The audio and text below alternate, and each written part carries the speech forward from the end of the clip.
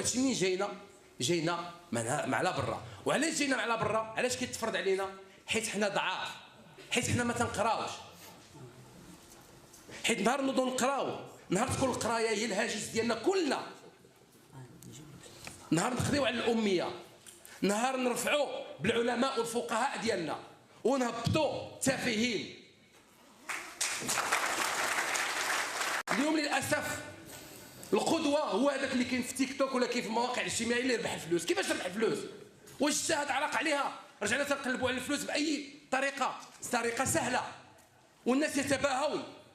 خوتي خواتاتي الا بغيتوا تربحوا الفلوس بلا اي مجهود تبعوني غادي الفيديو اللي غادي ندير لكم.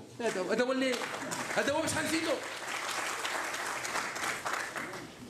اذا راه المساله ماشي معقده، المساله فيها جوج ديال الحوايج، فيها نتمسكوا بالدين ديالنا وفيها العلم، باش منين تقواو ما قد حد يفرض علينا. لان اليوم تيتفرضوا علينا شي امور، علاش؟ حيت حنا محتاجين اعانات ومحتاجين تشجيعات ومحتاجين اللي يدعمونا في بعض المواقف السياسيه الى اخره. ولكن نهار ناخذوا الاستقلاليه ديالنا ويصبح لنا العلم ثقافه، يعني كل بيت تلقى فيه العلم، والشارع ديالنا يكون فيه العلم، والحافله ديالنا فيها العلم.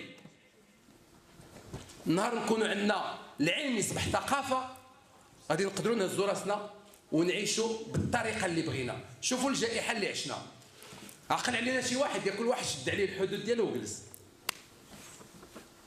راه خصنا نديروا بحساب المستقبل، راه هادشي اللي غادي يكون، حيت ما عرفناش الله سبحانه وتعالى شنو غادي يدير لنا. ولكن المستقبل يعني الله اعلم.